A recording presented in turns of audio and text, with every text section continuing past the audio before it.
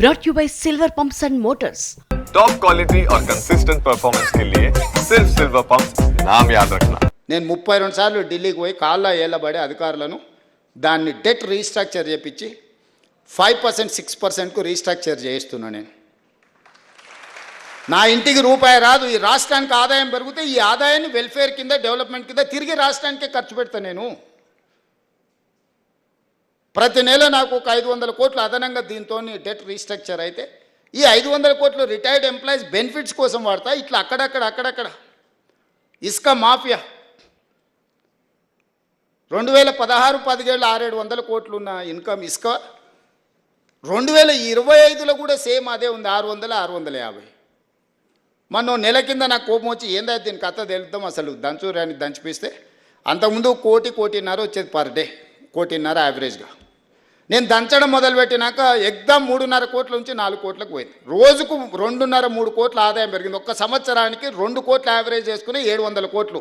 10 ఏళ్ళల్లో 7,000 కోట్లు ఇసుకలో వీళ్ళు దోపిడీకి పాల్పడ్డారు. ఇసుక మాఫియా వీళ్ళు. మీరు పంచాయతీరాజ్ అండ్ మున్సిపల్ శాఖలో పనిచేస్తారు, రేపటి నుంచి మీకు తెలుస్తుంది. ఎందుకు ఈ వివరాలు చెప్తున్నా అంటే నేను చెప్పిన మా అధికారులు గ్రామ పంచాయతీ నుంచి DTCP, director town country planning ఎక్కడ పర్మిషన్ వచ్చినా ఆన్లైన్ యాప్లో అప్లోడ్ చేయండి. ఎంత స్టీల్ కావాలి, ఎంత సిమెంట్ కావాలి, ఎంత ఇసుక కావాలి, ఏడగొన్నాడు లెక్క దీపిరు.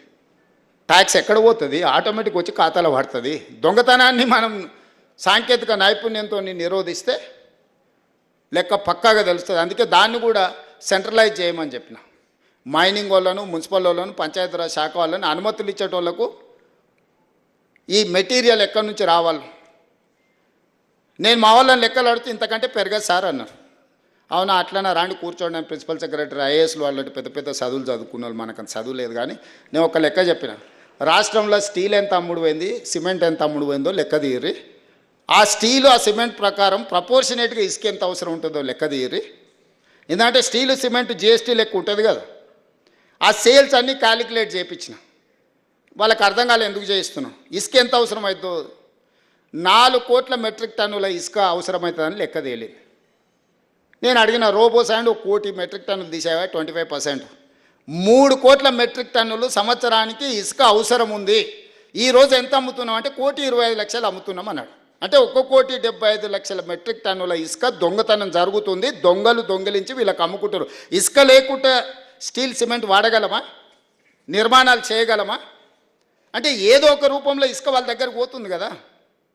ప్రభుత్వ ఖజానాకు రూపాయి రాకుండా ప్రభుత్వ లెక్కకు దొరకకుండా పోతుంది. కాబట్టి నాకు ఇవన్నీ తెలియదు. 4 కోట్ల మెట్రిక్ టన్నుల ఇసుక ప్రభుత్వ లెక్కలోకి రావాల్సిందే. మీరు ఏం చేస్తారో నాకు తెలియదు, ఎవరినైనా లోపలేయండి, నాకు లెక్క దొరకాల్సిందే అని చెప్పిన.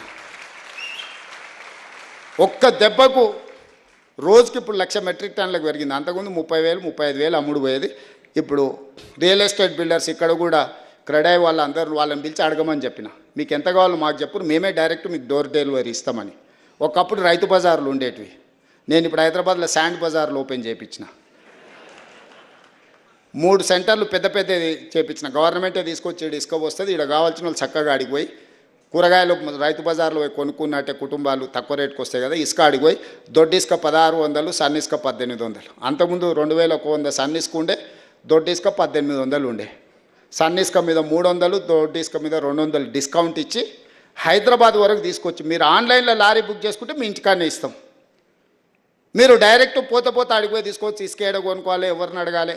ఏ దొంగోడు అర్ధరాత్రి పూట లారీ తెచ్చిపోస్తాడో, రాత్రి అంతా మెలుకొతూ ఉండాలి, తిప్పలు పోయింది. మైనింగ్ డిపార్ట్మెంటే మీ ఇంటి దగ్గర డోర్ డెలివరీ ఇచ్చే, ఆయననేమో మందు డెలివరీ ఇచ్చే విధానం తెచ్చి నేను ఇసుక డెలివరీ ఇచ్చే విధానం తీసుకొచ్చిన. దీనివల్ల వినియోగదారులకు వెసులుబాటు దొరుకుతుంది, ప్రభుత్వానికి ఆదాయం పెరుగుతుంది. నేను బిల్డర్స్ అందరికీ కూడా ఈ వేదిక మీద నుంచి విజ్ఞప్తి చేస్తున్నాను, మీకు ఏం కావాలనో ఇండెంట్ ఇవ్వండి. మీరు భయపడాల్సిన అవసరం లేదు. ఎవడు కోసమో మీకు వస్తుందా రాదా అని టెన్షన్ ఎందుకు. మంచి బిజినెస్ చేసుకోండి, ట్రాన్స్పరెంట్ బిజినెస్ చేసుకోండి. చట్ట పరిధిలో చట్టపరంగా అనుమతులు తీసుకోండి, నిర్మాణాలు చేయండి, దానికి సంబంధించిన సామాగ్రి కొనుక్కోండి. కొనుక్కున్న ప్రతి రూపాయికి పన్నులు కట్టండి. మంచి పౌరులుగా తెలంగాణ రాష్ట్రం ఆదర్శంగా నిలబడదాం. ఇవన్నీ అద్భుతంగా చేసుకుందాం.